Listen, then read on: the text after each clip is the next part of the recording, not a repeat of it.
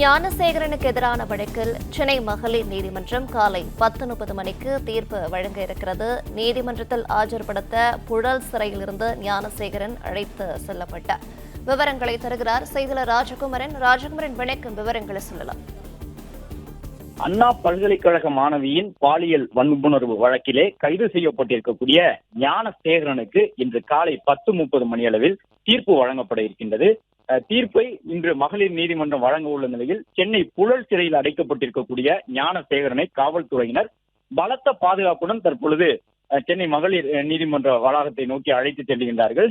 இந்த வழக்கை பொறுத்தவரை கடந்த டிசம்பர் மாதம் நடைபெற்றிருந்த பாலியல் வன்கொடுமை சம்பவம் கிட்டத்தட்ட 6 மாதங்கள் ஆன சூழ்நிலையும் கூட அந்த அண்ணா பல்கலைக்கழக மாணவியினுடைய பாலியல் வழக்கு என்பது தமிழகத்தில் அரசியல் களத்திலும் தொடர்ந்து எதிரொலிக்கக்கூடிய ஒரு வழக்காக இருக்கின்றது.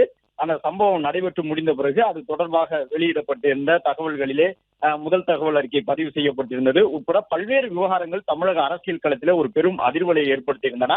சிறப்பு புலனாய்வு குழு அமைக்கப்பட்டு ஐபிஎஸ் அதிகாரிகள் மூலமாக, அதிலும் குறிப்பாக பெண் ஐபிஎஸ் அதிகாரிகள் மூலமாக ஞானசேகரன் விசாரிக்கப்பட்டார். அதன் தொடர்ச்சியாக குற்றப்பத்திரிகை மகளிர் நீதிமன்றத்திலே தாக்கல் செய்யப்பட்டு இன்று தீர்ப்பு வழங்கப்பட இருக்கின்றது.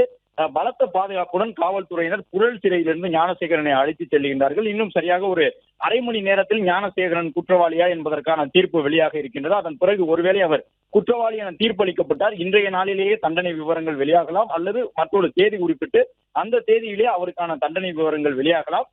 தீர்ப்பை பொறுத்தவரை இன்று 10:30 மணி அளவில் வழங்கப்பட உள்ள நிலையில் நீதிமன்ற வளாகத்திலும் பல காவல்துறை பாதுகாப்பு வழங்கப்பட்டிருக்கின்றது. மேலும் புழல் சிறையிலிருந்து ஞானசேகரனை அழைத்து செல்லக்கூடிய அந்த வாகனத்துக்கு முன்னும் பின்னுமாக காவல்துறையினரின் வாகனங்கள் பாதுகாப்புக்காக சென்று கொண்டிருக்கின்றது. விசாரணை மேற்கொண்டிருந்த காவல்துறை அதிகாரிகள் குற்றப்பத்திரிகையை தாக்கல் செய்திருந்தார்கள். அது மட்டுமல்லாமல் ஞானசேகரன் தொடர்புடைய பல்வேறு செல்போன்களும் ஆய்வுக்கு உட்படுத்தப்பட்டிருந்தன. ஞானசேகரன் சம்பவம் நடைபெற்ற நாளிலே அண்ணா பல்கலைக்கழகத்து மாணவியை பாலியல் வன்கொடுமை செய்திருந்தது காவல்துறையினருடைய விசாரணையில் உறுதி செய்யப்பட்டிருந்ததாக தகவல் வெளியிடப்பட்டிருந்தது. குற்றப்பத்திரிகையிலும் ஞானசேகரன் ஒருவர் மட்டும்தான் குற்றவாளி என்றெல்லாம் அந்த தகவல்கள் எல்லாம் இடம்பெற்றிருந்தன. இன்று தீர்ப்பு வழங்கப்படும் பொழுது அனைத்து இந்த விவகாரம் தொடர்பான கேள்விகளுக்கும் விடை கிடைக்க இருக்கின்றது. ஞானசேகரனை பொறுத்தவரை அவர் யாரோ ஒருவரிடம் செல்போன் மூலமாக பேசிக்கொண்டே அந்த பெண்ணை பாலியல் வன்கொடுமை செய்தார் என்ற தகவல் தான் இந்த வழக்கில் மிக முக்கியமான ஒரு திருப்பு முனையாக இருந்தது. அதே நேரம் யார் அந்த சார் என்பது ஒரு முக்கியமான கேள்வியாக இருக்கக்கூடிய சூழலில் இன்னும் அரை மணி நேரத்தில் ஞானசேகரனுக்கான அந்த தீர்ப்பு வழங்கப்பட உள்ள நிலையில் பலத்த காவல்துறை பாதுகாப்புடன் மகளிர் நீதிமன்றத்திற்கு அழைத்துச் செல்லப்படுகின்றார். விவரங்களுக்கு நன்றி ராஜகுமரன்.